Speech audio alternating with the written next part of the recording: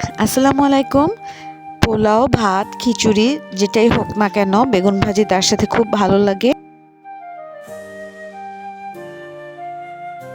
কেমন ঝাল খাবো, কেমন হলুদ দিব অথবা লবণ তো টেস্ট অনুযায়ী সেই পরিমাণে মরিচের গুঁড়ো, হলুদের গুঁড়ো আর লবণ নিয়ে নিয়েছি।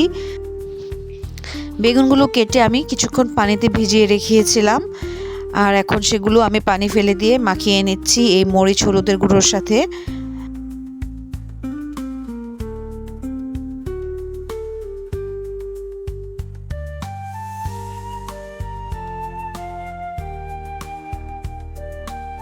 পাত্রটা একটু বড় নিতে হবে যেন সুন্দর মতন মাখানো যায়। কিছুক্ষণ আমি পাত্রটাকে ঝাঁকিয়ে ঝাঁকিয়ে বেগুনগুলো মিশিয়ে নিয়েছি। এখন আমি ভালো করে হাত দিয়ে প্রতিটা বেগুনের উপর নিচ যেন মশলা ভালো মতন লাগে সেরকমভাবে মিশিয়ে নিচ্ছি। কিন্তু আমি কোনো এক্সট্রা পানি যোগ করিনি। বেগুনগুলো যে আমি পানি থেকে উঠিয়ে একটু পানি ঝরিয়ে দিয়েছি, সেই বেগুনের সেই ভেজা অংশটা থেকেই মশলাগুলো এরকম মাখো মাখো হয়ে গিয়েছে।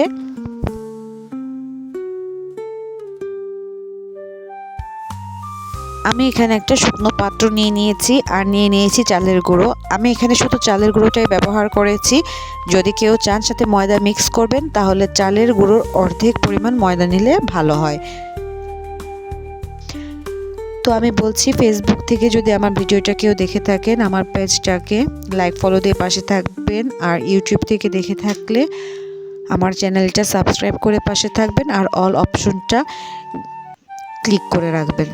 এখন ভাজার পালা, আর এটা হচ্ছে মিডিয়ামের চাইতেও কিছুটা কম, অর্থাৎ লোয়ের চাইতে কিছুটা বেশি তাপমাত্রায় ভাজতে হবে, না হয় দুপাশ দিয়ে চালের যে কোটিংটা পড়েছে, চালের গুঁড়োর যে কোটিংটা পড়েছে সেটা পড়ে যাবে, ভিতরে কাঁচা রয়ে যাবে। তো তেলটা মাঝারি আঁচে গরম হলে আমি আস্তে আস্তে করে সবগুলো দিয়ে দিচ্ছি, সবগুলো না মানে প্যানে যে কয়টা হয়।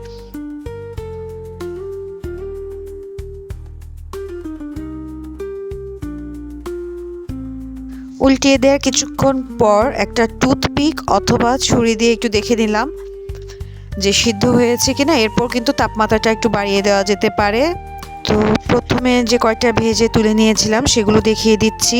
এগুলো কিন্তু বাইরের অংশটা বেশ মুচমুচে হয়েছে এবং অনেক সময় ধরে এগুলো মুচমুচে থাকে যদি না ফ্যানের নিচে রাখা হয়। যখন বুঝতে পারবো যে বেগুনটা সিদ্ধ হয়েছে তখন কিন্তু আমি মুচমুচে করে নেওয়ার জন্য আগুনটাকে বাড়িয়ে দিতে পারি। এই যে দেখতে পাচ্ছেন আপনারা।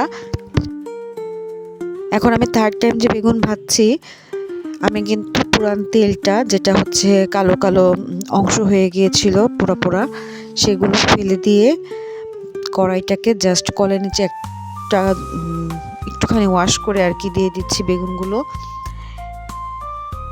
আর এগুলো ভাজা হবার পর আমি আমার পছন্দ মতন কিছু কাঁচামরিচ পেঁয়াজ নিয়ে ভেজে নেব।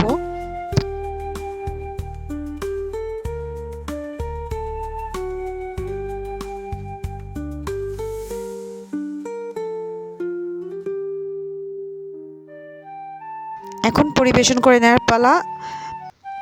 আর পেঁয়াজ কাঁচামরিচগুলো আপনি যদি বেশি মুচমুচে পছন্দ করেন বেশি মুচমুচে করে ভাজবেন, যদি হালকা একটু নরম নরম পছন্দ করেন সেভাবেই ভাজবেন।